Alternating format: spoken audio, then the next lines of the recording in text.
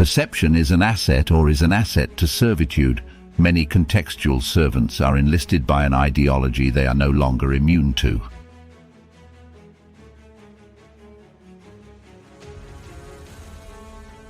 The known is expressed through contextual dependency and linguistic patronage. It's everything perceived within an arrangement that makes it comprehensive.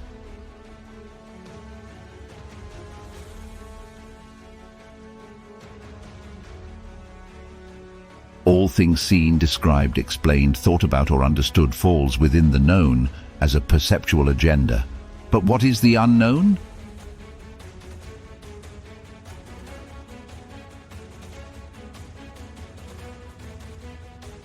Both represent fields of perception. Humans must be agile enough to adapt to the unknown and the known simultaneously. Consequently, or within whatever model, deconstruction is made available from any perceptual waypoint we are willing and able to engage. The universe is far older than our understanding could project. Meanings leave no footprints within the unknown. Nothing exists there, just not the nothing we understand nothing as.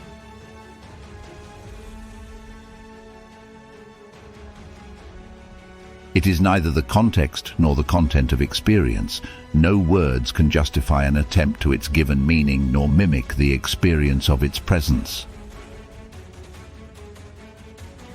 It's not what you understand. What you understand is the interpretation which echoes in your ear of what you've already understood. The unknown is not the uncertainty of what you know, nor the certainty of what you don't know.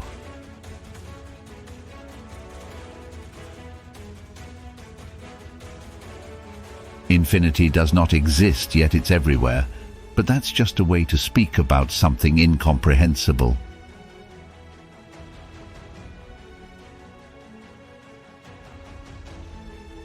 There is an ancient acronym that says, "The farmer and the field is one," meaning we reap what we sow. Are we not stakeholders in everything we do? We work success. Status, power, financial or job security, family, ownership, context, survival, and so forth. As a farmer, the seer employs duality to skillfully farm his field of perception. However, duality is not part of the unknown. Such distinctions no longer exist, and what emerges cannot be explained.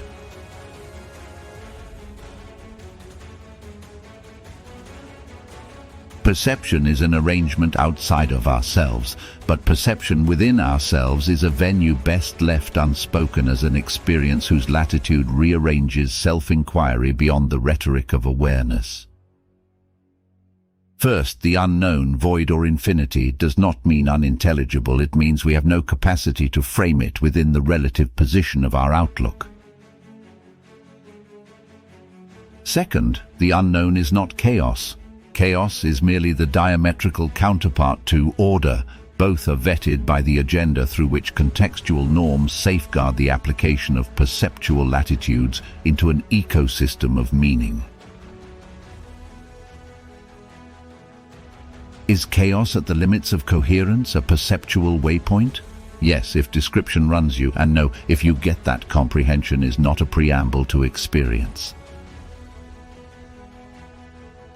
The unknown is not wrapped by the relative abundance of name and forms as objects which surrounds the seer in his field of perception.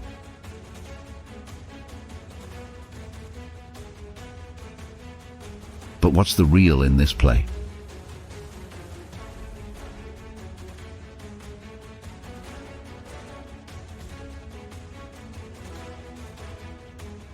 Awareness enlivens endless states of perception in a universe where scintillating particles of light emanates from everywhere and nowhere.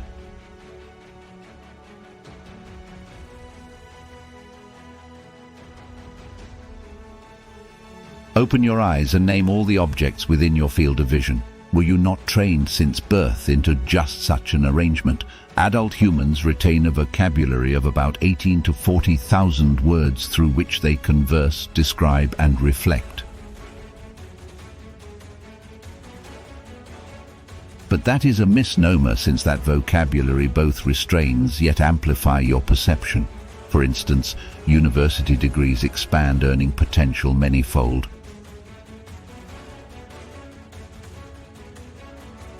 Yet, if intelligence originates from awareness, can greater awareness subsidize intelligence exponentially?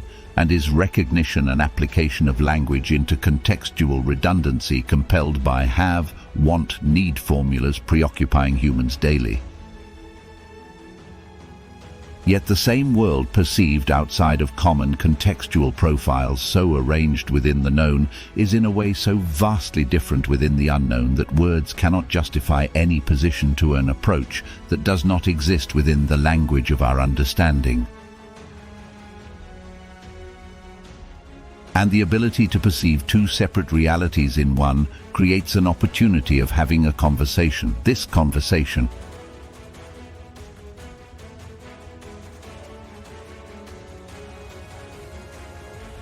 However, the known is the insufficient model as a counterweight to the unknown, and language the meager compass to its interpretation.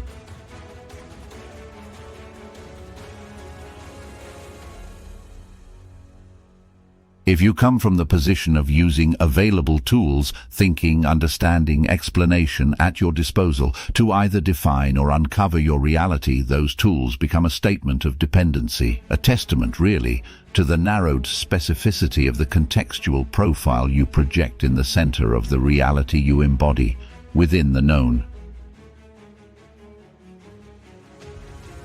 Look, those tools create a perceptual realm, affirming the very confines of a reality shaped through its scrutiny.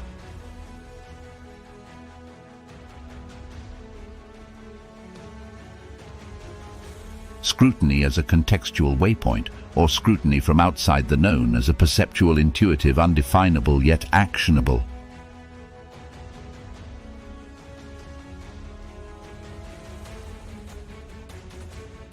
We think our way through life as it offers boundless possibilities, but why do those possibilities exclude the ability to perceive outside the inclusion zone we are so vested in, because we are immersed in this reality through the tools we employ?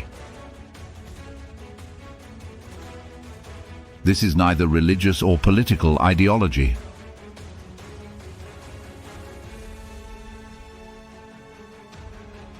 This is fundamentally a perceptual reorganization and functional redistribution of human resources available within each individual human being, and yet those words merely approximate what cannot be described nor understood.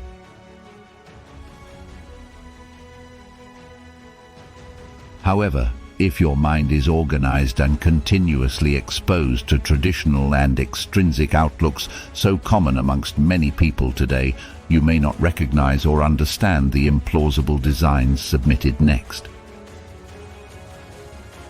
This freedom, not as we know it, is not a communal or institutionalized experience, nor is it displayed or expressed within a descriptive relevance. It must be discovered and fought for within and outside contextual nepotism.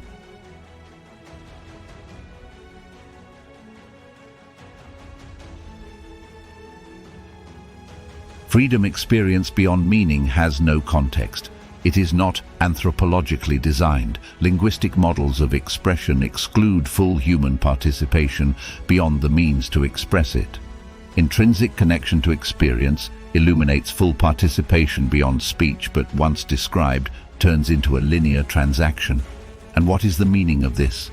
Exactly. Freedom, not as we know it to be, is a personal battle fought on multiple fronts across time and space, which are contextual coordinates, and elsewhere in spaces where no places exist within the unknown. And yet it is not fought for or gained through any of those accounts.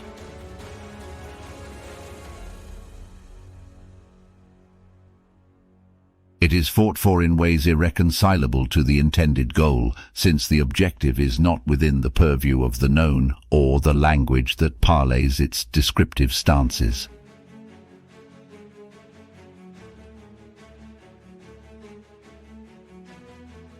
Look, the freedom we have yet to experience can be so easily misidentified when brushstrokes applied to the scene blur its descriptive state through associative contexts meant to explain what cannot be defined nor understood.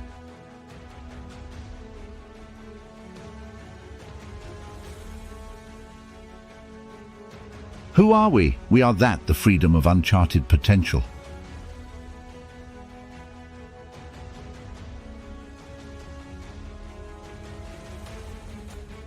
And yet that is not who we are.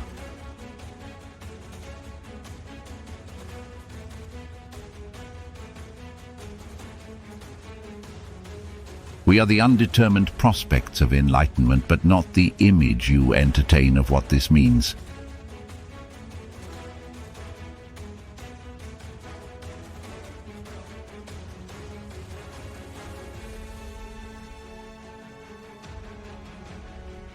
Exploring who we are outside our perceptual frame accesses the unknown beyond our comfort zone by exploring not what we don't know so that it can be translated into words as a context, but by examining how we perceive.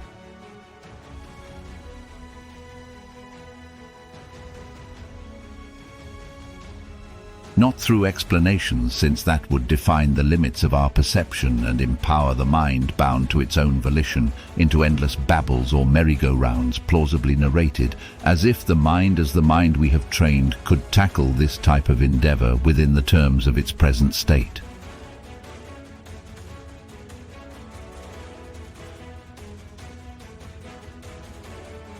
Do you get it?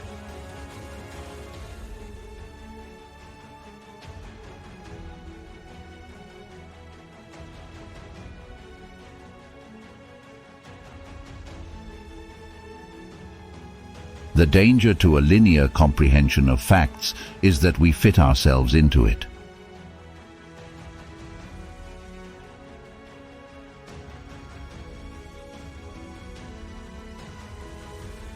Comprehension lives inside a sentence. It is a script running your mind.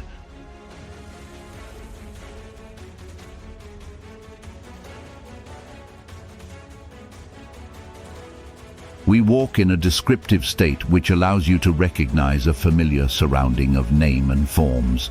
Walk outside and see for yourself. Is there anything out there that does not have a name to it?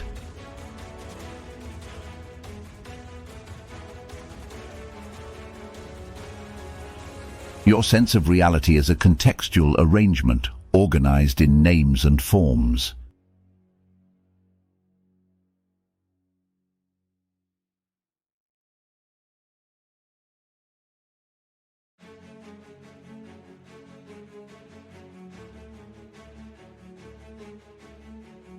Take the red pill if you want to explore without expectation what isn't there for you to explore, as if you could contextualize what you cannot understand.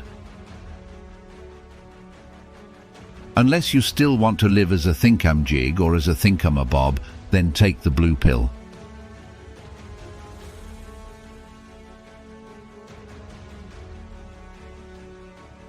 Contextual tenants never know the difference, but don't let them hijack your reality in the name of whatever suits them.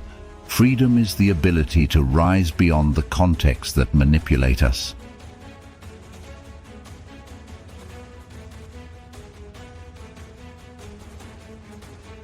If your perceptual habits legislate your presence as a prescribed and defined assemblage within a recognized reality, take the blue pill and remain as a contextual tenant.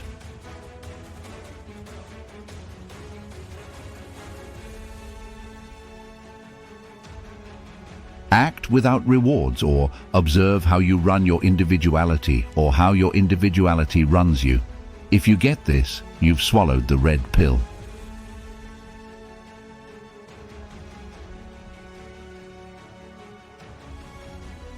Who are you exactly? No, not the answer that automatically comes to mind. That's a contextual position.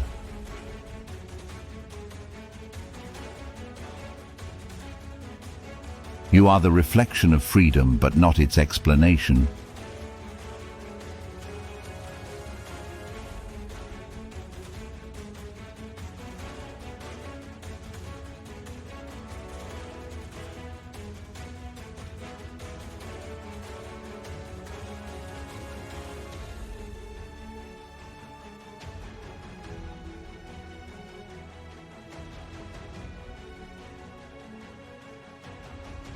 Come visit us at teachtolearning.com.